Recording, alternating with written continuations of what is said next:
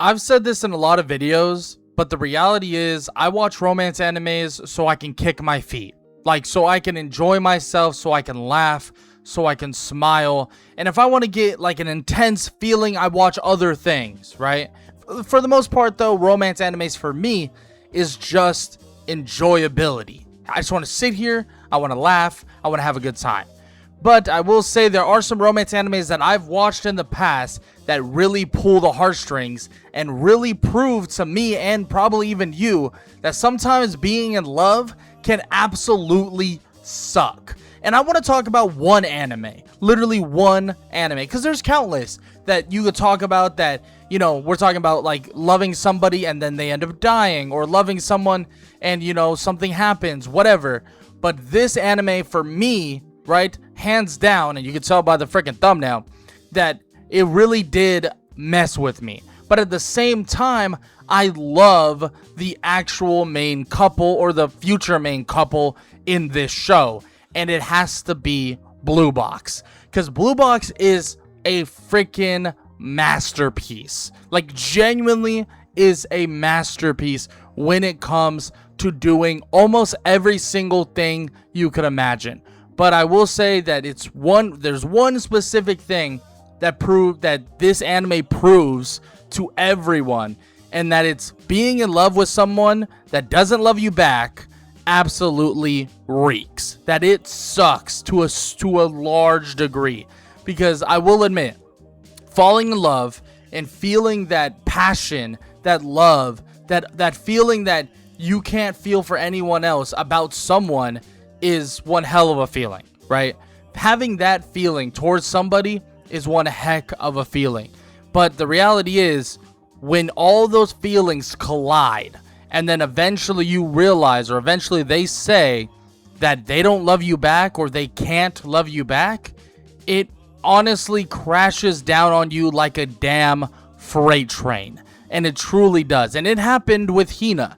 And I think the reality is, Hina dealt with her love and her affection towards Taiki in a way that felt very, very human, right? At the end of the day, she felt like, you know, genuinely felt love for him and was in love with him way before. And I'm a big component of this. I think it was way before Chinatsu even came into the fray. But the reality is, loving somebody and being friends with them and being in that state, sometimes you feel to yourself like, maybe I don't need more. Maybe this is okay. Maybe we can be like this forever, and I can love him from afar. I can love him from a distance. I can love him like this, or love her like this. And the reality is, Hina quickly realized that wasn't the case when Chinatsu came into the fray. And some people say like, oh, well, she only started, you know, doing all these things and trying to get with him when Chinatsu showed up. And yeah, of course she did. Because not only was she threatened, but on top of that, she realized that she needed to do something. That the person that she loved, that she fell in love with, that she needed to do something to try and sway him. And she did countless amounts of things to try and sway him in that direction. I mean, we're talking about, you know, going on like a mini date. We're talking about, you know, being in a play together. We're talking about confessing your love, like full on confessing your love for him, just straight up. No, like, you know, no ifs, ands, or buts about it. And on top of that, she told him, you don't need to answer me now. I don't even want you to answer me now, because I feel like you can eventually love me. That you can come to love me. And I think the longer we wait, the more chances of that happening. And I think even to an extent, Taiki kind of realized that himself. Because really, if we're being honest, if Taiki really waited longer and longer and longer and didn't essentially reject Hina, there's a chance that those feelings would have been very conflicting. The feelings he has for Chinatsu, the feelings he has for Hina, or like, you know, the emotions surrounding it would have became very, very difficult to deal with. And in all reality, yeah, he might have still chose Chinatsu, but he knew that the feelings he had for someone else were so strong that he didn't want any questions. He didn't want his feelings, his affection, his friendship to make him sway at all, because he didn't want to sway, because in his mind it was Chinatsu or nothing. It was her or nothing. And in Hina's eyes, it was him. It was always him. And it sucks. It sucks when you lose. It sucks when you're not the one that gets picked. But feelings are feelings. And sometimes you can't do anything that affects it. And I think that is a big thing that was really shown in this show, was that, yeah, Hina is amazing. She's a great girl, great friend, all of these things. But you cannot convince someone to love you back. They either love you or they don't. And you know what? That is proof in itself that being in love can absolutely suck. But in all honesty, it could be quite the opposite too. Because I've felt it. I'm sure all of you felt it. Being in love can be amazing, right? It could be the most amazing thing in the world, even if you don't get a straight answer from the person. Even if you don't even know if the person loves you back. Because that feeling makes everything so much better. It makes hanging out so much better. It makes talking so much better. It makes going on a little food run, or going to a movie, going to anything. It makes it that much sweeter, right? And that's the reality of it. It really does. Being in love makes things better.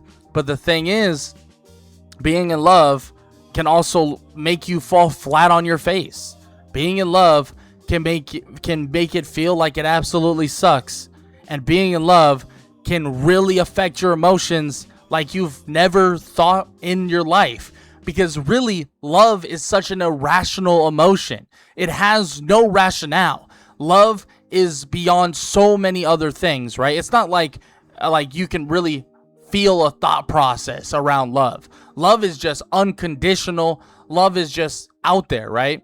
And that's the same thing with Taiki and Hina, right? There was time where maybe Taiki thought about it. Like, after she confessed, there was a moment where Taiki was like, can I see myself with her? Like, can I be with her? Can I be more than friends with her? Can I do this? Can I do that? But Taiki soon realized that all the feelings that he felt when he was around her was comfortability, was safety, was a feeling of like, I know you so well, I care about you, but I don't know if this feeling I have now is I love you. And we all knew that Taiki's feelings were not I love you. We're not a feeling of I love you or all this stuff, because I can love somebody as well, right, as a friend. I can love somebody as somebody that I care about, that I wish the best for, right?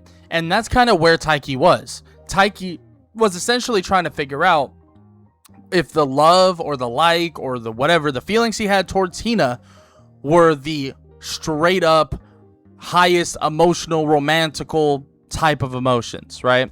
And the reality of it was that it wasn't those feelings. Taiki did not have those feelings, and that's what sucks, right? Because that, and honestly, that's probably a big reason why Hina was on the boat of like, I don't want you to tell me. I don't want you to say that you don't like me. I don't want you to say that you like me, whatever. Give it time. Wait. Don't do that. Maybe we have to live do we have to live together for you to love me or for you to like me or for you to, like, we can do these things. We don't have to do that, right? You don't have to cut the line. Like, you don't have to cut the line from me. And unfortunately, that's what he did, because he felt like he had to. He felt like he had to because to him, he was trying to figure out if he loved her like a friend or like a romantical partner. And he realized quicker than most that he didn't feel that way. That he didn't feel like they would have a romance, and he didn't feel like he was in love with her, not the way that she was in love with him. And he realized that he just loved Chinatsu more, that he cared more. Now, I will admit, Is Hina and Chinatsu, in terms of how much he cares about them, on the same level? Probably, right? And I think that's what made it so hard for him to figure it out, to figure out what he was going to do, right? But the reality is he chose Chinatsu over Hina. And yeah, that is something Hina didn't want to hear. That is something that Hina didn't want him to make his decision on. Not as quick as he did, because she's like, don't make the decision yet. I'm okay with where we are. I'm okay with how we are. I don't want to know that you don't like me, because then my optimism, my hope, my love, all of these things feel like they don't matter anymore. And that is where you get that culmination of emotion and that sadness that flows through Hina, right? She becomes so sad and so depressed, at least for that sort of time. I mean, you see it in the way she acts. You see it in the way she trains, the way she practices, the way she performs, the way she acts, and all of the above. And you see it. You see it to its core, and it freaking sucks. It absolutely sucks. And watching Hina, and I rewatched Blue Blocks again because we have the new season coming up. I watched Blue Blocks again, and I'm thinking like, damn, every moment, like every single moment, it hurts, because you know that she's in love with him. You know that she's in love. You know that she wants to be the winner. But sometimes you don't stand a chance. Sometimes that childhood friendship, the feelings that we had, the care that we had for each other as we grow up isn't enough to sway someone that fell in love, that fell straight on his face when it comes to falling in love with someone like Chinatsu. And it's unfortunate, right? Because in Hina's mind, she's thinking that her and Taiki have so much in common, that they have so much, to do with each other, and that they care about each other so much that it should be a match made in heaven. But sometimes being in love is not fair, because sometimes, or most of the time, you might love somebody far greater than they love you, right? And you might love them so much to the point where if they, end up separating that margin, end up separating you and them from a romantic partnership, then you realize like, damn, like this hurts more than anything. And the feeling of rejection, the feeling of loving someone and them not loving you back, is one of the worst feelings known to man. And truly it is proof that sometimes being in love can absolutely suck. But I would love to hear what you guys have to say in the comment section below.